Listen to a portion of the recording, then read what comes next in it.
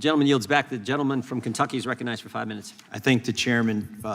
Director Wray, in light of information provided to us about the FBI's investigation of the January 6th pipe bombs, in an interview with Assistant Director Stephen D'Antuono, Chairman Jordan and I sent you a letter a month ago.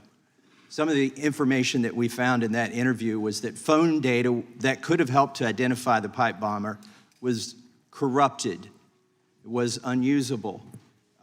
He also wasn't sure who found or how the second bomb was found at the DNC. Do you know how the second bomb was found at the DNC? And when do you plan on answering our letter? Well, as to the letter, I will work with the department to make sure we can figure out what information we can provide. As you know, this is a very active, ongoing investigation, and there are some restrictions on that, but we will do our best. Yes, we can handle classified information, and we fund your department, and so you need to provide that. It's not, respectfully, it's not an issue of classification. It's an issue of commenting on ongoing criminal investigations, which is something that by longstanding department policy we are restricted in doing. And in fact, the last administration actually strengthened those policies partly because— That's not our policy, though, and we fund you, so let's move on. Do you know how the second pipe bomb— can you tell us how the second pipe bomb was found at the DNC? Again, I'm not going to get into that here. 900 days ago is when this happened, and you said you had total confidence we'd apprehend the subject. We've found video that looks like somebody, a passerby, miraculously found this pipe bomb at the DNC and then notified the police. Miraculously, I say, because it was specifically the precise time to cause the maximum distraction from the events going on at the Capitol. Can you show this video that we have, please? I'd like to know if the director has seen this.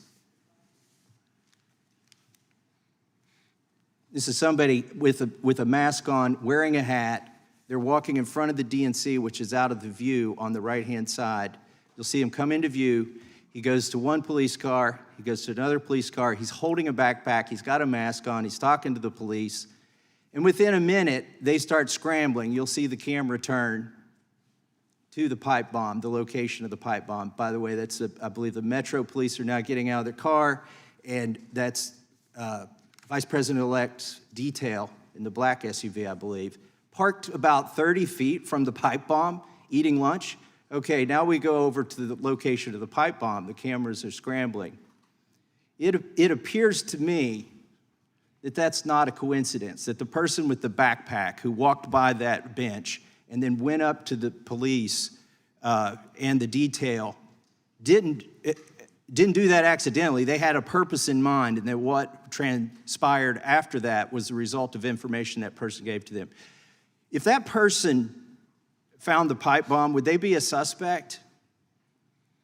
Well, again, I don't want to speculate about specific individuals. I will tell you that we have done thousands of interviews, reviewed something like 40,000 video files, of which this is one, assessed 500-something tips. Have you interviewed that person? Devices. We have conducted all logical investigative steps and interviewed all logical individuals at this point. Then it's 900 days. You need to tell us what you found, because we're finding stuff you haven't released into the public. In my remaining minute, I want to turn to another issue.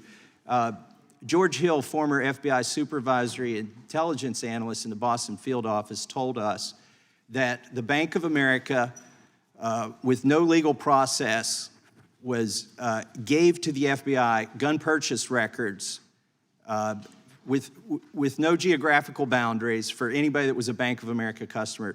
Is that true? Well, what I do know is that a number of business community partners all the time, including financial institutions, share information with us about possible criminal activity, and my understanding is that that's fully lawful. Did you ask for that information? In the specific instance that you're asking about, my understanding is that that information was shared with field offices for information only, but then recalled to avoid even the appearance of any kind of overreach. But my understanding is that that's a fully lawful process. Was there a warrant involved? Again, my understanding is that the institution in question shared information with us, as happens all the time. Did you request the information? I can't speak to the specifics. Okay, well, we've got an email where it says the FBI did give the search queries to Bank of America, and Bank of America responded to the FBI and gave over this information without a search warrant. Do you believe there's any limitation on your ability to obtain gun purchase data or purchase information for people who aren't suspects from banks without a warrant? Well, now you're asking a legal question, which I would prefer to defer to the lawyers, since I'm not practicing as one right now, including the department. But what I will tell you is that my understanding is that the process by which we receive information from business community partners across a wide variety of industries, including financial institutions, sharing information with us about possible criminal activity is something that is fully lawful under current federal law. It may be lawful, but it's not constitutional. I yield back.